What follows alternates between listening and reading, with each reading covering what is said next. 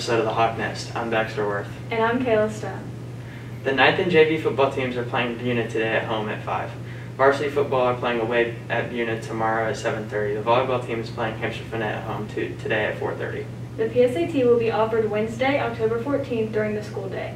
Sign up in the counselor's office by Tuesday, September 15th. The cost is $16. You must have your money in order to sign up. There will be no late registration. The Hardin-Jefferson football and volleyball teams have now officially started their seasons. Here's Leighton with the update. Sup y'all, it's Leighton with some Hawk Sports news. Last Friday, our football team played at East Chambers High School. They fought hard but ended up losing. They play again tomorrow at Buna High School. Make sure you're there to cheer them on. Last Tuesday, our volleyball team was also in action. For the first game in district, the Lady Hawks won 3-1 over East Chambers. Our cross-country team also had a meet in Broadus yesterday. COVID-19 tore through our country during spring and summer. We caught up with Mr. Brown to see how the high school is taking action. It's a new school year, so we decided to speak with Mr. Brown to learn about new rules and guidelines. Okay, some of the things that we changed this year. When you first come to school, you will report to a homeroom class. That's your first period teacher. In the morning at 7:49, you will hear a one bell ding. That's going to be a warning bell. It just notifies teachers that's the end of homeroom, and the next bell is the beginning of first period. First bell is a warning bell, and the second bell is the tardy bell. Around campus, you will see different hand sanitizing stations with trying to eliminate the spread of COVID-19. So we're asking kids to use hand sanitizer as much as possible. Also, washing your hands daily whenever you're in the restroom before lunch. Here on campus, our kids have been doing a phenomenal job with face covering. I have not had any incidents of a student refusing to wear a mask, so I would say kudos to the students for following those rules. So keeping your mask on, keeping your face covered, using hand sanitizer, washing your hands as much as possible is definitely going to help the spread. First football game was this past Friday. We had to limit the amount of tickets that we sold, so we did a 50% capacity. 200 tickets are going to be sold at each game at the gate. Mr. Brown is now reintroducing the IDs. We're going to do IDs, and you should start seeing people with those. Our freshmen are the ones that usually take a while to get used to that. We started detention. We're going to have Saturday school this Saturday, and ISS is still going. So all the discipline that we usually use on campus will be enforced and be in place. There are also rules and guidelines made specifically for online learners.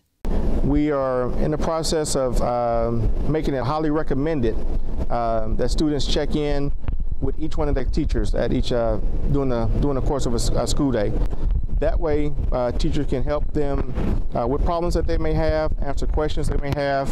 Also, the attendance portion of that, they need to check in before 11:59.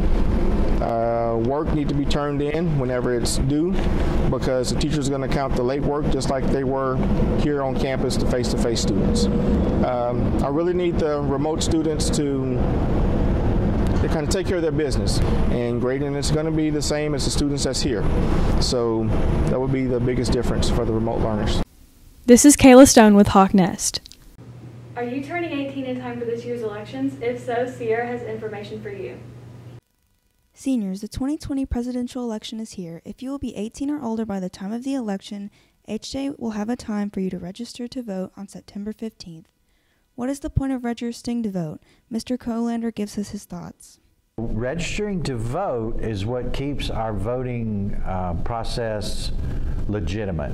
That way, only people that are registered to vote, that qualify for citizenship, are able to go to the polls and vote. This keeps fraud out of our election process. And so young people feel like that it's not that urgent an issue, that voting isn't really that important. Despite the low turnout of young adults, here's a lot of reasons and benefits for voting at a young age. 18-year-olds are going to have a little bit different take on the issues than older people are. So climate change is more of an issue to young people because they're going to be here for a lot longer than the older voters. So it's important that you find political candidates that you can align yourself with on the issues. First-time voting can be daunting, but Mr. Colander has a few tips to help you figure it out. It is a little overwhelming at first. It's a little intimidating because you have to go to some place that you've probably never been before, and you have to go through a voting process that you've never ever done. But there are people at the polling places, volunteers, that are there to help you, to make it easy. And it is easy. Once you realize that it's not some big hill to climb, and you are familiar with the candidates and where those candidates stand on the issues that are important to you, that makes voting a whole lot easier. If you just take a little time and educate yourself before the election, then you'll know who you want to vote for, and that's the hardest part of voting that there is. What is the world's largest ocean? A. Indian, B. Atlantic, C. Pacific, D. Arctic.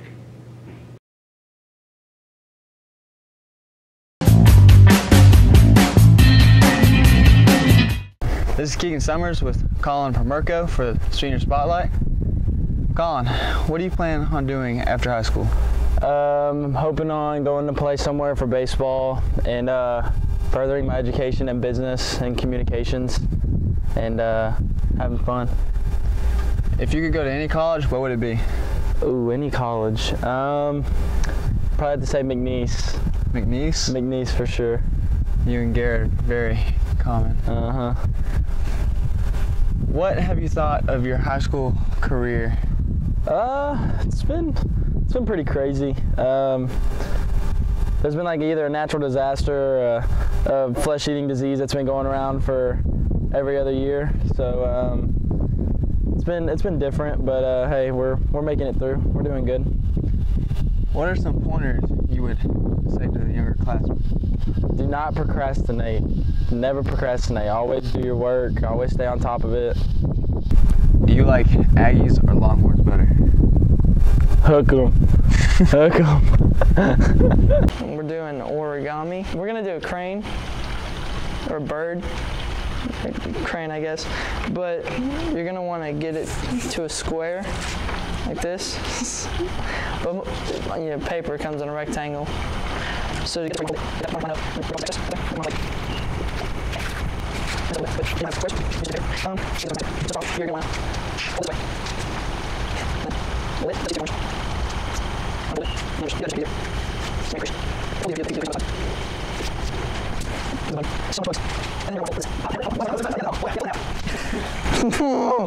why are they called love bugs if you hate them?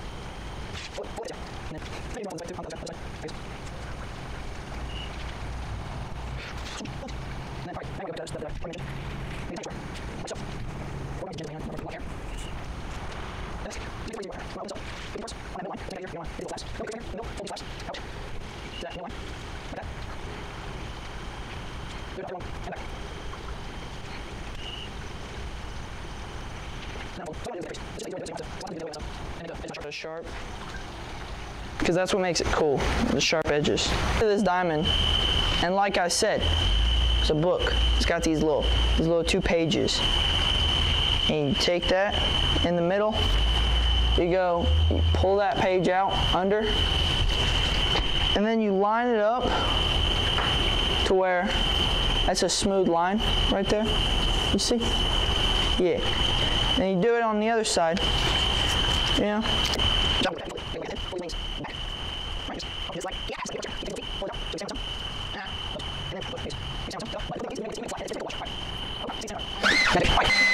Magic. All right, I got another one. All right, don't leave just yet. We got another origami trick, right? So we got another square piece of paper, boom.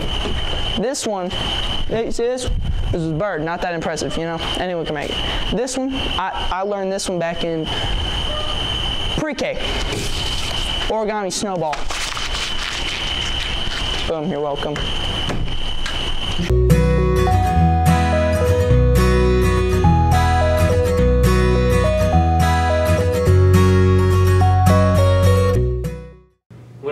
largest ocean? The answer is C, Pacific.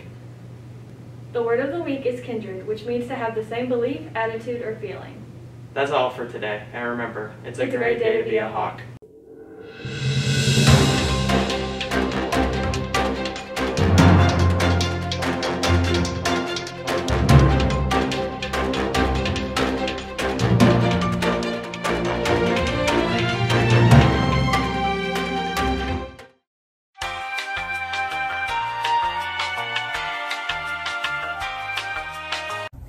Hello, and welcome to Bruce's Fish Friendly Adventures. Yeah, today I'm gonna teach you how to be shark. Step 1, just be a shark.